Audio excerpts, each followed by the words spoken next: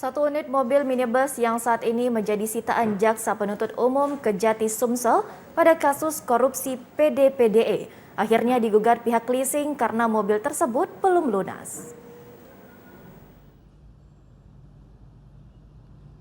PT Mandiri Utama Finance melalui kuasa hukumnya menggugat Kejaksaan Tinggi Sumatera Selatan terkait perkara penetapan barang bukti satu unit mobil minibus yang disita Jaksa Penuntut Umum dalam kasus pidana korupsi Perusahaan Daerah Pertambangan dan Energi atau PDPDE yang menjerat terdakwa Mudai Madang, mantan Direktur PDPDE.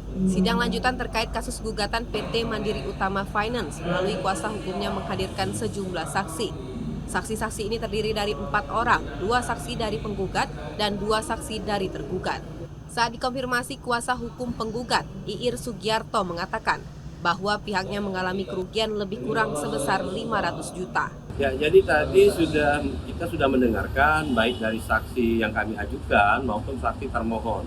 Ya kan, kita meyakini bahwasanya unit kendaraan yang disita oleh negara saat ini, ya, namun masih dalam upaya banding ya.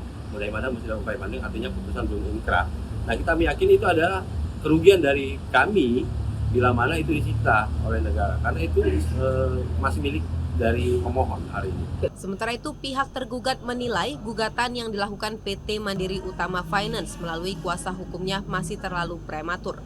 Hal ini dikarenakan kasus pidana korupsi dengan terdakwa Mudai Madang masih belum berkekuatan hukum tetap atau belum inkrah. Kalau dari perkara keberatan ini sendiri sih, pidana korupsinya aja itu belum berkekuatan hukum tetap. Ini masih ada upaya banding. Makanya ini kalau menurut kami sendiri ini terlalu prematur, tapi kita tidak tahu ya menurut hakim. Apabila ini sudah inkrah, gimana nanti pihak Datun? Berarti itu sudah hak penuh milik pemerintah berarti untuk disita. Ya lihat putusan pengadilan tingginya nanti apakah sependapat dengan kami untuk dilakukan ke negara atau tidak.